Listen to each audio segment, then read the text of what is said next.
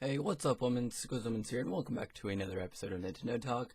So, this week I want to talk about mostly the Nintendo NX for the remainder of this episode. But before I do, I have two smaller stories that I want to give some light to. So, yesterday, along with the new Nintendo console leak, the NX, a new Red Dead Redemption trailer, or the RDR2 trailer, has dropped. And Rockstar has released more or less a 1 minute and 7 or so second teaser trailer that kind of just shows the game off, the graphics and how nice it is, and then they kind of have like a mini cutscene. But I hope that it's not a prequel and that it kind of focuses. I don't care if they do like new characters, like they do for GTA. I just want something that's kind of a sequel, but like something that advances on further in the story, not a prequel. But if it is a prequel, we'll just have to all deal with it, suck it up, and move on. But with that, it is a very nice looking game, and I hope the best for it when it comes out next year, but I just hope it was coming out this year. But yeah, with that, so our second story is, if you haven't heard, the Sun and Moon demo has dropped, and as with that comes leaks, data mines, and everything in between that. So when Pokemon Omega Ruby and Alpha Sapphire's demo leaked, that thing got data mined all the way down to the last Pokeball. And it seems that this time for Sun and Moon, the same thing has happened, so you would think that Nintendo would learn from their mistakes there, or I guess Game Freak would learn from their mistakes, but apparently not. And all of the information that we have that hasn't been revealed has been revealed to us now through this data mine. So, if you want to watch all 5 parts of the data mine, should be a picture on your screen and a link in the description to the channel who has shown us everything through the Sun and Moon data mine. So I think it's pretty cool. I mean, if you don't want spoilers, then don't watch it. But if you don't care about spoilers and you don't care about all that stuff and you just want to see all the new stuff and all the starters, evolutions, then there you go. But part of the starters evolutions that we saw a couple months ago, those were actually real. So if you looked at those and you're saying like me and you're like, those aren't real, they're probably fake. Well, we were all wrong and they were real.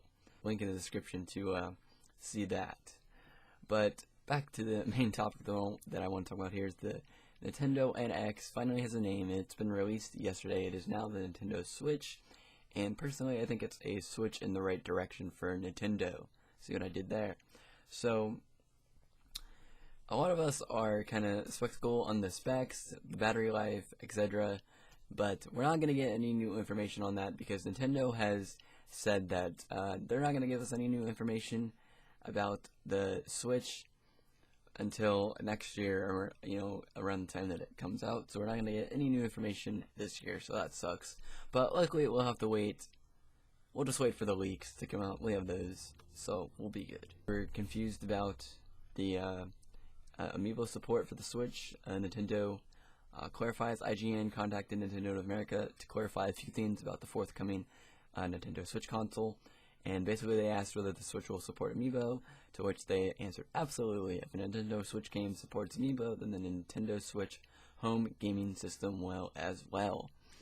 And then they questioned about the dock functionality because if it's a hybrid console that has the 2 joysticks and it's just like a little dock, and then they put the you put the screen in there, and then you have the 2 Joy-Con controllers, they're calling it Joy-Con L, Joy-Con R for left and right. But they said that apparently the docking system where you put the screen in has nothing to do with the system at all. It's really just a tablet itself.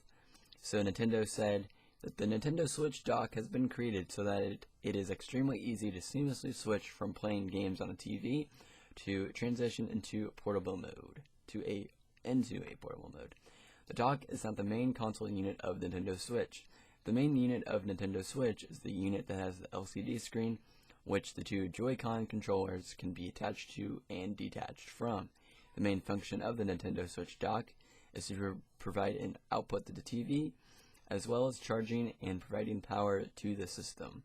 And then according to Nintendo, the Joy-Con controllers named Joy-Con L and Joy-Con R will be included alongside the Nintendo Switch system. So that's kind of interesting. So really, you're buying like a Wii U like controller turned into a tablet with controllers that attach to that tablet. So that's interesting. So it's new information that you wouldn't think of. But I guess that makes sense how it was just like you put the screen in there and that was it, and there's no like cover on that or anything. So a lot of third-party developers I think is very good for Nintendo. Now maybe this will get the Switch kind of high up on the end that it needs to be, as you know, like the 3DS is there, the Wii and the Wii U isn't there, but hopefully we can get the Switch there. So the next thing I want to talk about is that the Nintendo Switch reveal trailer has 11 million views in one day, and it is the highest viewed video on the Nintendo of America channel ever. So I think that's just a really cool milestone and landmark, and that's kind of shows that we, the gamers want this, we need this, and we need it now. Kind of like that. But kind of bad for the Switch. We're getting some bad reputation right off the bat. So yesterday, around the hype at which they revealed the trailer, the hype train skyrocketed in Nintendo stock, up 4.6%. But then investors and analysts started to get into it, and they got all the backlash.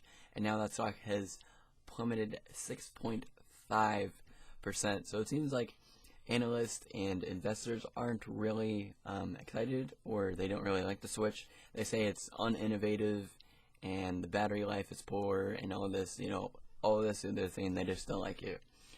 And they're like, this isn't going to pull gamers, but I just have to say, screw them. Like, what do the investors and analysts know? I don't care.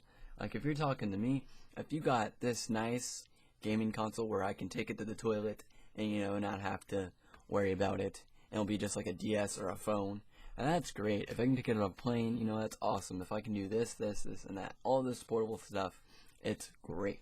But our last story here is that the boss of Microsoft's Xbox division, Phil Spencer, says he is impressed with the Nintendo Switch. So someone asked Phil Spencer on Twitter. He says, "It may be hard to get a response, but I really want to know what you think about the Nintendo Switch." And then Phil Spencer replied to this and said, "I'm always impressed with their ability to state a bold vision and build a product that delivers on that vision." And then another fan said, "Nintendo is running fast to self-destruction. They don't understand that innovation is not the way to earn more gamers." And then Phil Spencer replies and he says, "Innovation for all of us is the best long-term differentiator. It's not ads/promotions. True innovation is critical." And I'd have to agree with him on that, and I think that's what Nintendo is doing here. They have innovated to the point where they probably can't innovate no more. I don't know if that's true, but probably not. But they've innovated enough to, they have a vision. They're like, okay, we want a portable console that's like the 3DS, that's like the Wii U, and we mash it into one, and now it's something everyone likes. And that's what I think they're doing. So I would have to agree with Phil in that aspect. So that's where I'm going to end today's episode of Nintendo Talk. So if you guys enjoy this, then you can subscribe down below. And if you did enjoy, click the like button down below. And thanks for watching, everyone. Hope you enjoyed it. I'll see you on the next episode. But don't forget to keep it squeezed.